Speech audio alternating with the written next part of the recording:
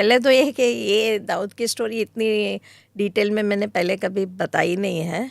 मैंने अपना एक निश लिया कि revenue cases. So I decided that I should do revenue cases because Gujaratis were very big businessmen and in a business community. मतलब वो बीट जर्नलिज्म हो गया आपका. नहीं, पर मैंने Gujaratis in Bombay were controlling more than 65 wholesale markets of India. जो बॉम्बे से होती थी, कापड़ मार्केट, दवाई मार्केट, ऐसे. सो मैंने वो सब कवर किए. ये 1970s की बात नहीं, 79 से 91 के बीच. ओके. और उसमें मुझे बहुत मेरी हमेशा रिश्ते बहुत अच्छे बने और अच्छे रहे. जैसे एक देवचंद छेड़ा करके जर्नलिस्ट थे व्यापार मैगजीन में. आप नहीं सोच सकते कि हम दोनों एक के बाद एक मार्केट में जाते थे और क्या क्या न्यूज़ लेके आते थे. और छपता कहाँ था? बहुत मैंने बहुत सारे पेपर में काम किया. जन्मभूमि प्रवासी, चित्रलेखा, फिर मैंने 86 में मेरा अपना मैगजीन किया. I was the youngest editor publisher printer of my own magazine. जो हमने हमारे ही घर में बेडरूम में हमारी एडिटोरियल ऑफिस, ड्राइंग रूम में हमारी सर्कुलेशन ऑफिस और किचन में डिस्ट्रीब्यूशन वाला बैठता था. तो ऐसे ही स्टार्ट किया. और अभियान मैगजीन. मुझे डर जैसा कभी नहीं था क्योंकि मैंने कहा ना, मैंने बहुत पढ़ लिया था यंग एज में. तो फियर निकल गया था.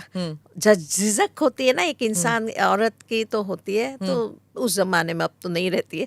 अब तो हम बदल गए सब. तो मेरे में डर नहीं था. तो मैंने एक बार एक स्टोरी लिखी, a night in a police station of Kamathipura.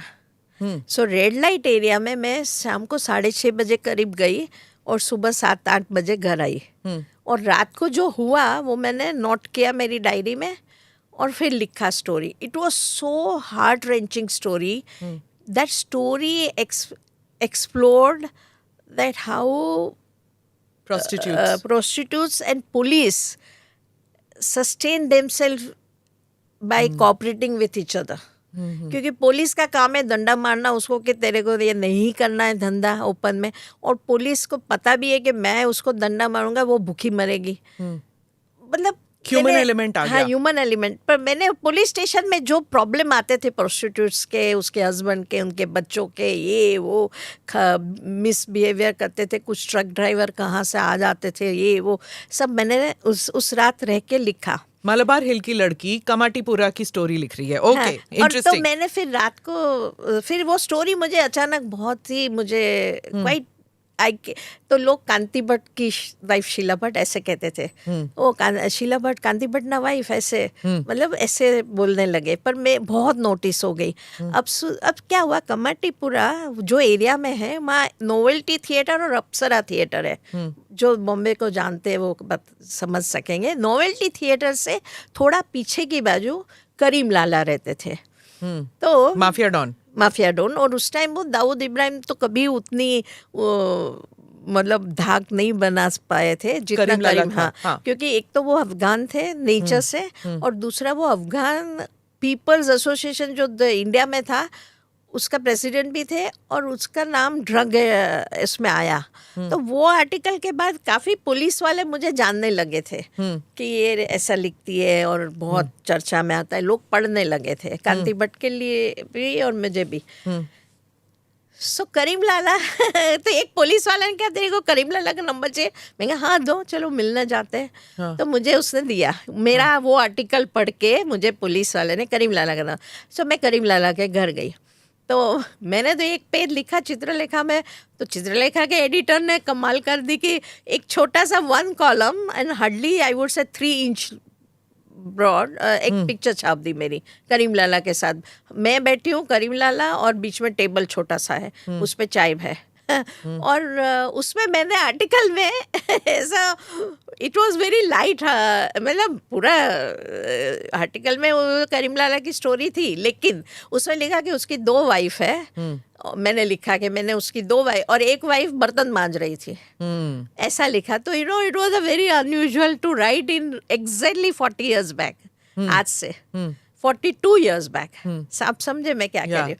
फिर करीम लाला के साथ मेरी फोटो छपी तो, और एक स्टोरी हो गई कि चित्रलेखा गुजरात में बहुत पढ़ी जाती थी, पब्लिश बॉम्बे से होती थी गुजराती में। पर स्टोरी क्या थी करीम लाला की? नहीं, उसमें ड्रग के वो ड्रग का बिजनेस करते उसने डिनाई किया क्या? हाँ, उसने डिनाई किया, पर वो डिनायल भी बहुत इंटरेस्टिंग वे में किया। मतलब वो पठान था, सीधा नहीं बोलते हैं। हाँ। मैंने शीला, जब आपका वो फोटो छपा ना, it just struck me that I had interviewed Haji Mastan. वो भी सीधा जवाब नहीं देता है। You know, he never used to openly, like मैंने पूछा कि वो दीवार की स्टोरी अमिताभ बच्चन ने जो किया, आपके अमिताभ बच्चन के ऊपर बोलने लगेगा, कुछ और बोलने लगेगा। पॉलिटिशियन से ज्यादा चालाक I have seen mafia dons. Karim Lala तो इंदिरा गांधी को भी मिले हुए थे, मिले थे। करेक्ट। मतलब उसका एक अलग रुतबा था कि हम उसको नेगेटिव और इतना क्रिमिनल ही देखते हैं, ऐसे नहीं। एक बड़ा स्टेज होता है। अफगान था, याद रखो, अफगान था बॉम्बे में। फिर सुनिए, फिर क्या हुआ कि वो छपने, मेरी फोटो छपी, तो उस जमाने में जो आज 60-70 के होंगे ना, उनको पता है कि गोल्ड बिस्किट और रिस्ट वॉचेस की जबरदस्त स्मगलिंग होती थी, उसकी बड़ी डिमांड थी। सीको कैसियो, हाँ, exactly, those are the two brands जो मैंने भी ये स्टोरी की थी। वो जब दुबई से माल भेजा जाता था, वो गुजरात के किनारे पे उतरता था। करेक्ट। तो गुजरात के किनारे पे जो खारवा लोग कहते हैं, एक कम्युनिटी है जो दरिया के पास रहती है, बीच पे। खारवा लोगों में मेरी पॉपुलैरिटी बढ़ी, तो कुछ खारवा लोगों ने दाऊद इब्राहिम को फ़ोन किया उस जमाने में कि ये शीला भट्ट को आप मिलो, ये सही लिखती है, वो आपकी स्टोरी लिखेगी। अच्छा, दाऊद इब्राहिम उस टाइम एंटी नेशनल और टेररिस्ट नहीं था, उसमें 81-82 की बात कर रही हूँ। तो गैंग में था अभी।